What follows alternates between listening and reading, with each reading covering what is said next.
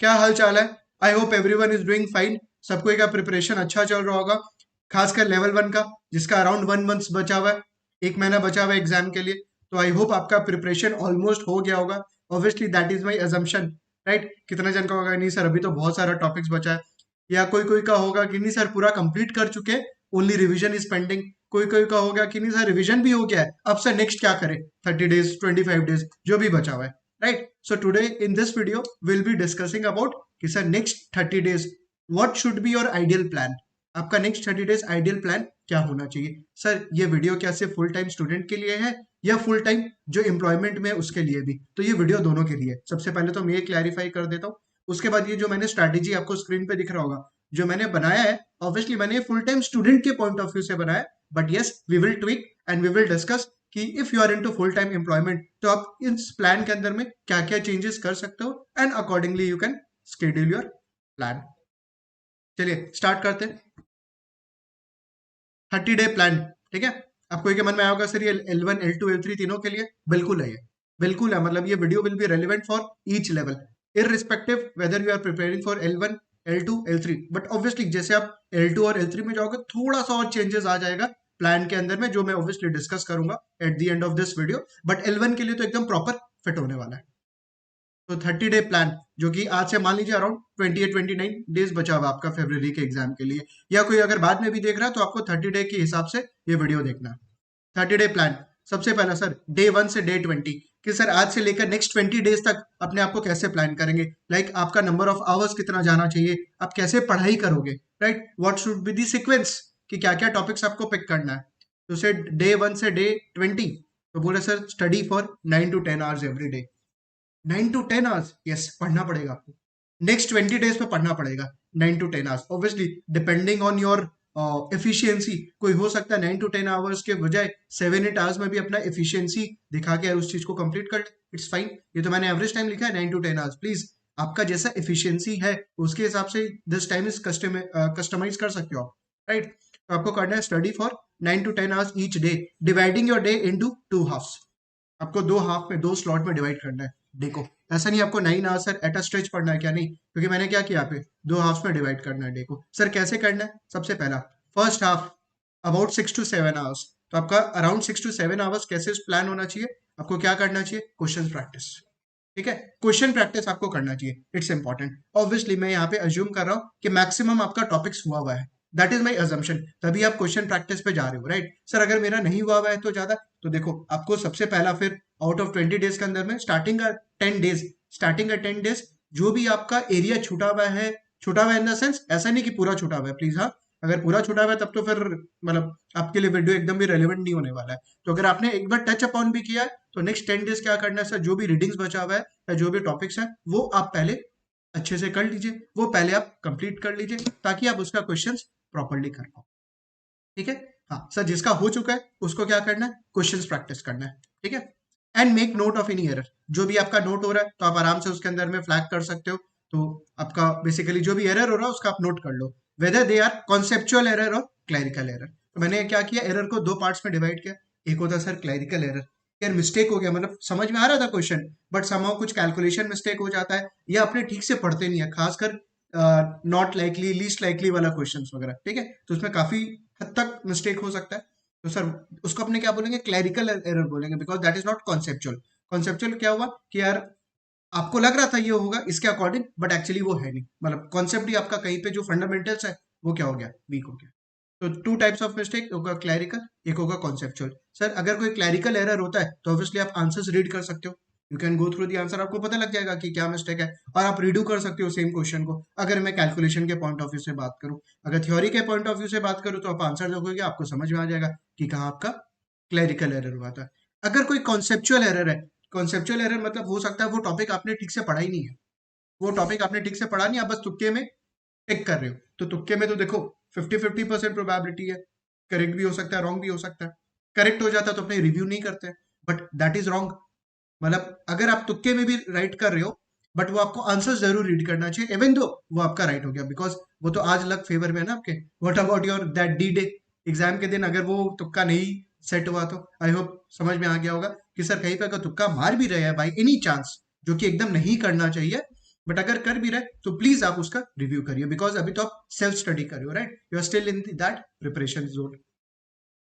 हाँ, तो सर अगर कोई कॉन्सेप्चुअल एरर होता है तो सर क्या करें, अपना second half build up your concepts. तो जो आपका फंडामेंटल्स वीक है, या जो एलओएस आपने छोड़ दिया, या जो रीडिंग आपने छोड़ दिया, प्लीज उस पर फोकस करिए अपना सेकेंड हाफ के अंदर में। ये समझ में आया आपको कि सर टू हाफ्स को अपने कैसे डिवाइड करेंगे?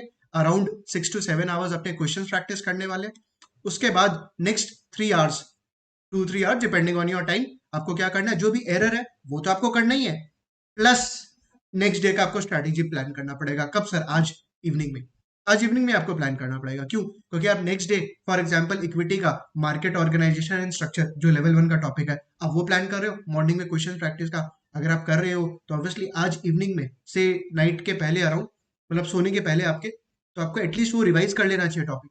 रीजन कि जब नेक्स्ट डे आप क्वेश्चन प्रैक्टिस करो ना, सारा कॉन्सेप्ट सारा फंडामेंटल्स आपके दिमाग में हो। ऐसा नहीं हो कि आप जब क्वेश्चन स्टार्ट किया उस चैप्टर को लेके, then you are again just flipping over the pages, या नोट्स देख लेता हूँ या स्क्वाइजर्स देख लेता हूँ, क्या लिखा हुआ था क्या नहीं लिखा था। ऐसा नहीं होना चाहिए क्वेश्चन प्रैक्टिस के बीच में। रीजन, क्वेश्चन प्रैक्टिस के बीच में अगर आप ऐसा कुछ कर रहे हो, नोट्स रेफर कर रहे हो या स्क्वाइजर मटेरियल वगैरह रेफर कर रहे हो, कहीं ना कहीं आपको अपने ऊपर डाउट होगा, यार मेरा ये टॉपिक अच्छे से प्रिपेयर नहीं है। अगर ऐसा बात हो रहा है, ऐसा अगर आपके साथ हो रहा है, तो प्लीज उसी समय क्वेश्चन प्रैक्टिस को स्टॉप करिए। पहले आप क्या करिए, वो जो भी टॉपिक है जो आपको लग रहा है हुआ नहीं है, उसको पहले आप देखिए, कंप्लीट करिए, उसके बाद you go to the question. क्योंकि क्या होगा, अगर आप क्वेश्चन में चले जाओगे, बार बार आपको वही करना होगा, आप समझ जाओगे यार 60-70% क्वेश्चन तो मेरे को रिव्यू करके, मतलब आंसर देख के करना पड़ रहा है, then what's the point of doing that question, right? तो बेटर रहेगा कि ऐसे 2 आवर्स 3 आवर्स लगा के आपका, या 4 आवर्स लगा के, डिपेंडिंग ऑन कि वो चैप्टर आपके कितना ग्रिप में है, वो लगा के फिर आप क्वेश्चन प्रैक्टिस करिए एक बार रिवाइज करके, so that it becomes easy for you, plus आपका कॉन्फिडेंस भी बिल्ड हो जाएगा ऑन दैट चैप्टर, राइट? तो पूरा अगर कॉन्सेप्चुअल एरर है तो सर ऑब्वियसली आप सेकंड हाफ में उस चीज को से 45 मिनट्स 1 आवर 1-1.5 घंटा लगा के वो करिए। उसके बाद बचा हुआ से 2-2.5 आवर्स आपको क्या प्लान करना है कि सर जो मेरा नेक्स्ट डे का टॉपिक होगा ना, जो भी मैं प्लान कर रहा हूँ क्वेश्चन प्रैक्टिस का, उसको प्लीज आज ही क्या करके जाइए, रिवाइज करिए, आज ही रिवाइज करके सोइए, सो दैट नेक्स्ट डे जब आप उठो, तब आपका सिर्फ क्वेश्चन प्रैक्टिस पे फोकस रहे, right? And obviously all this times are customised, मतलब 6-7 आवर्स है, कोई हो सकता है 4 आवर्स में कर ले, कोई हो सकता है 3 आवर्स में कर ले, तो सर उसके अकॉर्डिंग आप अपना दिन प्लान कर सकते हो ना, जो डे है उसके हिसाब से प्लान करो कि फॉर एग्जाम्पल कल आपको इक्विटी का एक टॉपिक करना है, डेरिवेटिव का एक टॉपिक करना है फॉर एग्जाम्पल, ठीक है? तो आपका अराउंड 5-6 आवर्स क्वेश्चन प्रैक्टिस उसमें लग जाएगा। एंड जब मैं क्वेश्चन प्रैक्टिस बोल रहा हूँ, इट्स नॉट अबाउट कि ऑप्शन ए अगर करेक्ट है उसको टिक कर दिया, बट आपको ऑप्शन नंबर बी और सी भी देखना चाहिए, so that it's not about question practice, it's about your revision also.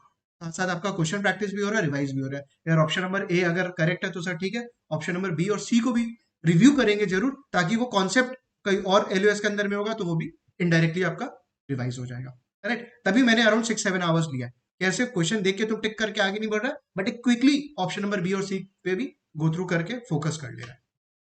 Perfect. तो ये चीज समझ में आया कि सर क्या करना है? हाँ सर समझ में आ गया कि सर अपना से 6 आवर्स अराउंड मेरे को डेडिकेट करना है क्वेश्चन बैंक कैंडिडेट रिसोर्स, ठीक है? कैंडिडेट रिसोर्स या कोई अगर कोई का मटेरियल रेफर करता होगा, डिपेंडिंग ऑन दैट आप आराम से क्वेश्चन बैंक रेफर कर सकते हो, बट ऑब्वियसली प्रेफरेंस रहेगा यहाँ पे लास्ट 20 डेज में कैंडिडेट रिसोर्स के ऊपर, क्योंकि ये भी डाउट आता है कि सर क्वेश्चन कहाँ से प्रैक्टिस करें, इंस्टीट्यूट का, सीएफए इंस्टीट्यूट का कैंडिडेट रिसोर्स, उसका क्वेश्चन आप प्रैक्टिस करना चाहिए, because obviously those are more representative exam point of view. 6 hours question practice, उसके बाद सर अराउंड 1 आवर में एलोकेट कर दे रहा हूँ सर, कोई भी अगर मेरा कॉन्सेप्चुअल एरर हो रहा है, कॉन्सेप्चुअल एरर, ठीक है, वो आपको गो थ्रू करना है, वो आपको गो थ्रू करना है।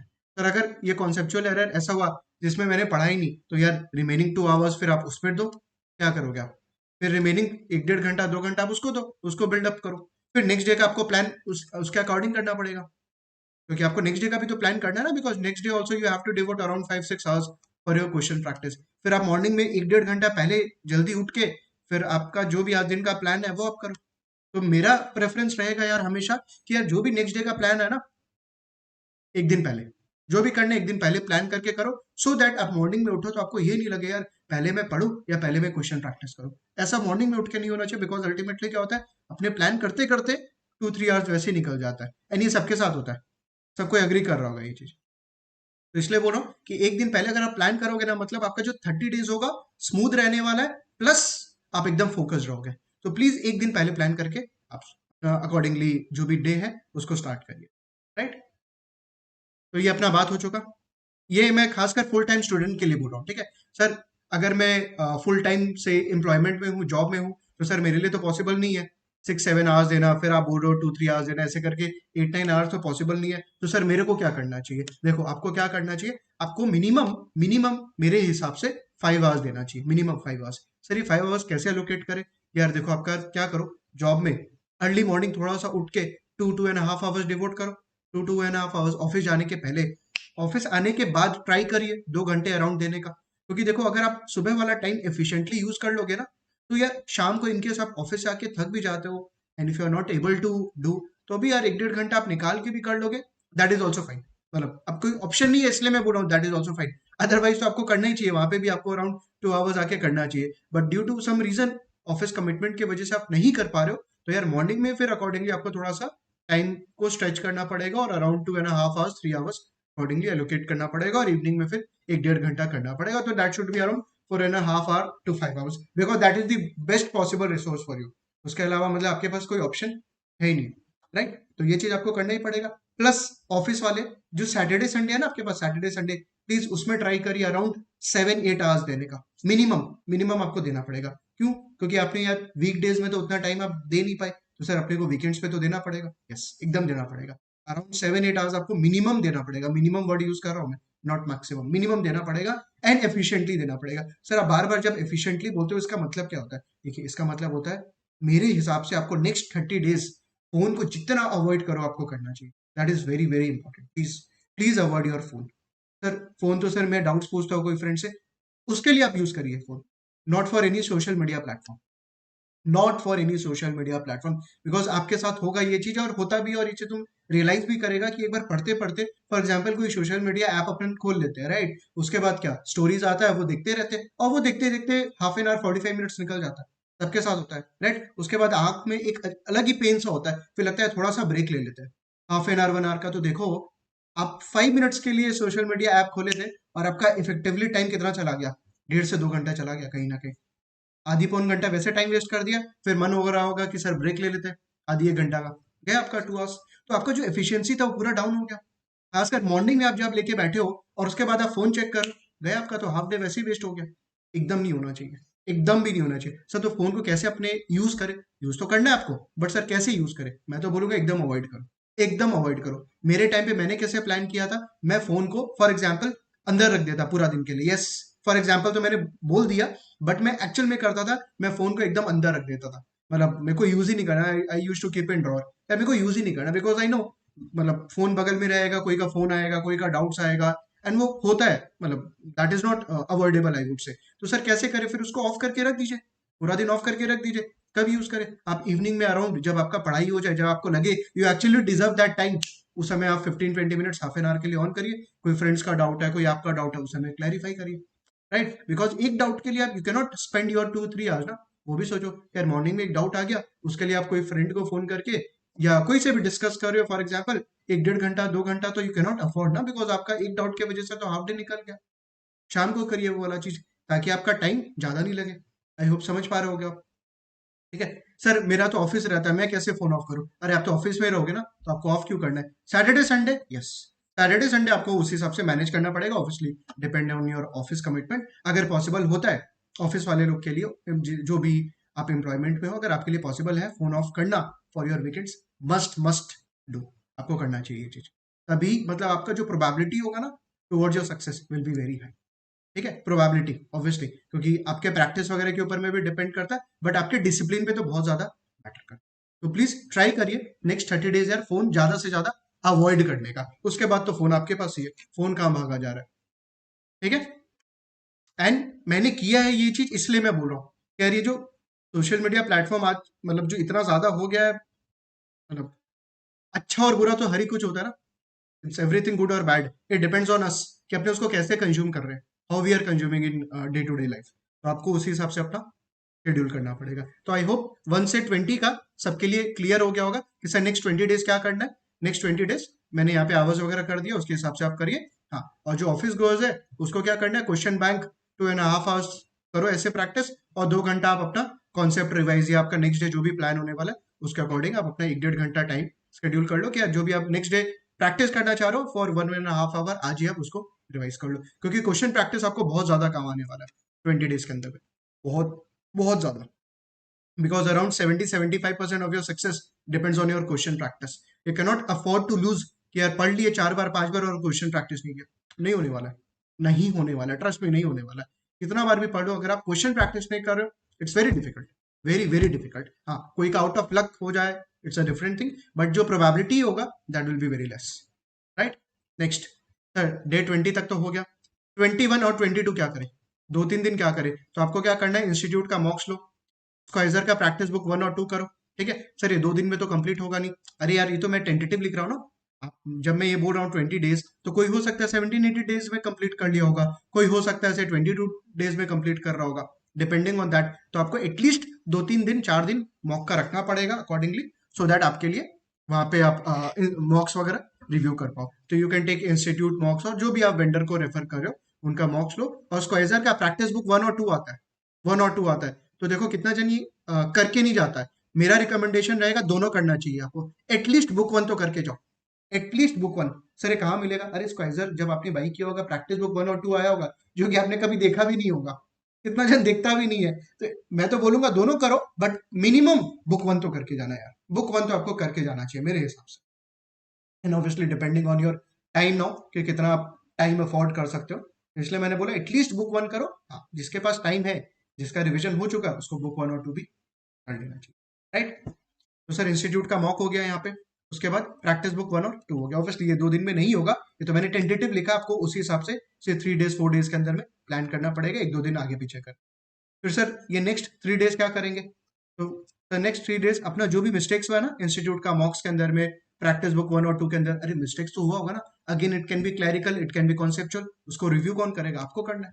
उसको रिव्यू कैसे करेंगे, नेक्स्ट 3 डेज के अंदर में। तो ओवरऑल देखो मैंने क्या किया, अराउंड 5 डेज ले लिया यहाँ पे, मिला के 5 डेज ले लिया। तो अब आपके ऊपर में डिपेंड करता है दैट आप 3 डेज मॉक करो, और उसके बाद 1 या 2 दिन आपको प्रैक्टिस, मतलब जो भी मिस्टेक्स हो रहा है वो सब सारा रिव्यू करके अपना फंडामेंटल्स वापस से स्ट्रॉन्ग कर लीजिए, राइट। ओके सर, डे 25 तक तो समझ गए, डे 25 तक तो क्लियर हो गया।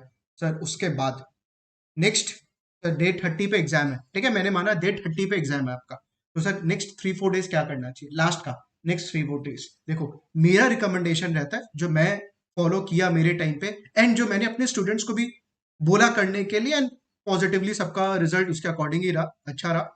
तो मेरे को क्या लगता है, आपको नेक्स्ट 2-3 डेज 4 डेज जो भी बचा हुआ है लास्ट एग्जाम के 2-3 दिन पहले, आपको स्क्वाइजर का नोट या जो भी आपका रेफरेंस मटेरियल है, जहां से भी आप रिव्यू कर रहे हो, कोई नोट्स होगा, कोई आपका स्क्वाइजर का नोट्स होगा, जैसे भी आपने अपना पूरा का पूरा 5 मंथ 6 मंथ 7 मंथ्स जो भी प्रिपरेशन रखा, वो प्लीज आपको लास्ट में जरूर देखना चाहिए, वेरी वेरी इंपॉर्टेंट।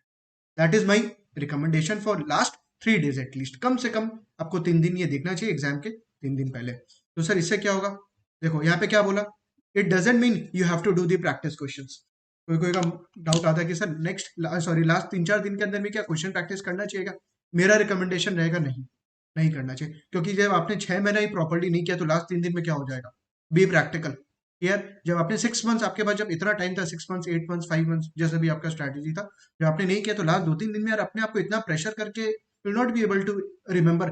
आप क्वेश्चन कर लोगे बट आपके दिमाग में रहेगा नहीं, बिकॉज आपको क्या है, कवर करने में लगे हो आप, you are not focusing on the quality, you are more focusing on the quantity, कि जितना से जितना क्वेश्चंस कर ले, वैसे नहीं हो सकता, that is not doable, right. तो यहाँ पे मैं बोलूंगा कि लास्ट 3-4 डेज आपको क्वेश्चन प्रैक्टिस पे एकदम भी फोकस नहीं करना चाहिए, instead focus on going through the concepts that you can recall them on exam day.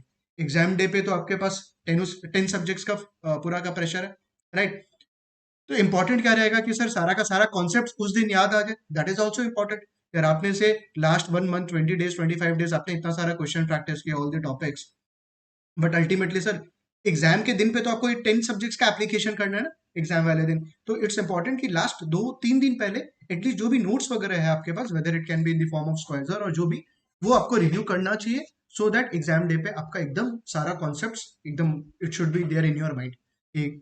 Question आया, you should be able to remember the concept, क्योंकि कितना बार क्या होता है कि एग्जाम के दिन अपने क्वेश्चन देखते हैं, समझ में आ जाता है ऐसा किया हुआ है, ऐसा टाइप का किया हुआ है question, but we are not able to recollect the concept, that is the biggest challenge. बहुत जन के साथ होता है कि यार वो कॉन्सेप्ट रिकलेक्ट नहीं कर पा रहे, कि यार फॉर एग्जाम्पल एफएसए का बात करें, यूएस गैप में ये था, आईएफआरएस के अंदर में ये था, सबको पता है ये वाला चीज, कि कितना जन के साथ प्रॉब्लम होता है। ये याद कैसे रहेगा? अगर आप सोचो 1 या 2 दिन पहले पढ़े हुए हो एग्जाम के जस्ट 1 डे और 2 डे बिफोर, तो यार एग्जाम डे पे तो आपको याद आ ही जाएगा। ऑब्वियसली आज जाना चाहिए रेदर, ठीक है। ऑब्वियसली आपने जब अच्छे से पढ़ा हुआ और एग्जाम के एक दिन पहले आप ये सब रिवाइज कर लिया, जहां भी आपका मिस्टेक हो रहा था, तो ऑब्वियसली एग्जाम डे के एक दिन 2 दिन पहले पढ़ के आपको याद आ जाएगा एग्जाम वाले दिन, राइट। तो मेरा रहेगा यार next, sorry last 3 days, last 3 और 4 days review of notes, review of notes, so that यार अपने जो भी 6 मंथ्स 7 मंथ्स में अपने पढ़े हैं, वो last 3 days will be very important. चल उसको पूरा का पूरा समेटते हैं, पूरा का पूरा समेटते, समझा? पूरा का पूरा समेटने का मतलब कि let's review all the concepts so that on your exam day you are through on that day, सारा का सारा आपके दिमाग में आ जाए, राइट। सर ऑफिस वाला, देखो ऑफिस वाला आई एम अज्यूमिंग, जो भी जॉब कर रहा है, I am assuming that you will take leave for around 7 to 10 days from your office, and मेरे हिसाब से उतना आपको लेना चाहिए, उतना आपको लेना चाहिए। If you are not able to take, या ड्यू टू एनी रीजन नहीं हो रहा है, देन आपको फिर उसी हिसाब से मैनेज करना पड़ेगा फॉर योर एग्जाम डे। कोई कोई को लास्ट 3 डेज 4 डेज का छुट्टी मिलता है, ठीक है, तो यार आपको उसी हिसाब से प्लान करना पड़ेगा, बिकॉज लास्ट 3 4 डेज आप सोचो आप क्या क्या कर लोगे। क्वेश्चन प्रैक्टिस सारा हो नहीं सकता है, पूरा रिविजन भी होना थोड़ा सा डिफिकल्ट है, तो रहेगा यार लास्ट 3 4 डेज या 2 डेज, तो you should be focusing on the notes और वट एवर दिस क्वाइजर और वट एवर जो भी रेफरेंस मटीरियल है, राइट। तो आपको थोड़ा मतलब एक्टिवली मैनेज करना पड़ेगा on your weekends, then weekends पे या फिर थोड़ा सा ऑफिस आवर्स के अंदर में, if it is possible for you, वहां पे आप क्वेश्चन प्रैक्टिस करिए, ताकि लास्ट 2 3 दिन जो भी आपको छुट्टी मिल रहा है, आप नोट्स को गो थ्रू करो और आपका सारा कॉन्सेप्ट कंप्लीट हो, प्रोवाइडेड आपने क्वेश्चन प्रैक्टिस, वो आपको थोड़ा सा ऑफिस के साथ अलाइनमेंट करके करना पड़ेगा, राइट। आई होप ये क्लियर हो गया होगा, and obviously it is customised as per your need, आपको पता है दैट इज द आइडियल जो मेरे को लगता है, उसके हिसाब से कोई बोलेगा सर मैं ये तुम्हें 15 डेज में कर सकता हूँ, सर मॉक तो मेरे को 4 डेज 5 डेज लगेगा, तो ऑब्वियसली डिपेंड्स ऑन दैट, तो everything is customised, it is an ideal plan, कि मेरे को क्या लगता है यार क्या होना चाहिए, क्योंकि अगर इस तरीके से आप करो there is a high probability कि हो जाएगा फिर आपका अकॉर्डिंगली। एंड हाँ, इसके अंदर में प्लीज ये सब मत बोला कि यार मेरा तो सर 5 सब्जेक्ट्स नहीं हुआ अभी तक, एग्जाम के 25 डेज पहले 5 सब्जेक्ट्स नहीं हुआ है, अब तो यार फिर तो मतलब कुछ बोलने का ही नहीं है उसके अंदर में, मतलब there is no question mark on that. फिर तो आपको उसी हिसाब से प्लान करना पड़ेगा अपने लिए कि what should be your next step, क्योंकि अगर आप 5 टॉपिक्स नहीं किया या आपने से 3 4 टॉपिक्स एकदम भी नहीं किया ना, कभी सेल्फ स्टडी नहीं किया, तब तो यार गड़बड़ हो जाएगा फिर। हाँ लेकिन सर कर लिया बट याद नहीं आ रहा है, देखो याद आने का तो ऐसा है कि जब आप क्वेश्चन प्रैक्टिस करोगे तो याद आ जाएगा सब कुछ, प्लीज आप उसका टेंशन मत लो, बिकॉज रिटेंशन को लेके बहुत बड़ा एक डाउट आता है स्टूडेंट्स के अंदर में कि सर पढ़ सब कुछ लिए लेकिन याद कैसे रहे, तो याद क्वेश्चन प्रैक्टिस से ही होगा, there is no other alternative. आप सोचो फर्स्ट हाफ में आप क्वेश्चन प्रैक्टिस कर रहे हो, ठीक है, 4 आवर्स 5 आवर्स आपने क्वेश्चन प्रैक्टिस किया, उसके बाद अगर आपका कुछ कॉन्सेप्चुअल एरर है वो कर लो, हाफ एन आवर जो भी आपने क्वेश्चन प्रैक्टिस किया ना, for example you have done 2 chapters today, 2 chapter किया ना, उसको हाफ एन आवर 45 मिनट में जस्ट फ्लिप ओवर पेजेस करके नोट्स को गो थ्रू कर लो, सो दैट क्वेश्चन आज प्रैक्टिस कर लिया और साथ में रिवाइज भी कर लिया, दैट्स इट, हो गया आपका वो चैप्टर परफेक्ट। आप डेली बेसिस पे करिए, हो जाएगा आपका, राइट। बट ऑब्वियसली क्वेश्चन बहुत ज्यादा आपको यहाँ पे प्रैक्टिस करना पड़ेगा, सो दैट आपका जो एक्यूरेसी है वो हाईएस्ट रहे, राइट। चलो परफेक्ट, तो this is the ideal plan. उसके बाद भी अगर इन केस कोई को डाउट रह जाता है कोई भी चीज को लेकर डिस्कस करना, obviously you can drop me a message, accordingly we can. Perfect, take care guys, bye bye, and best of luck.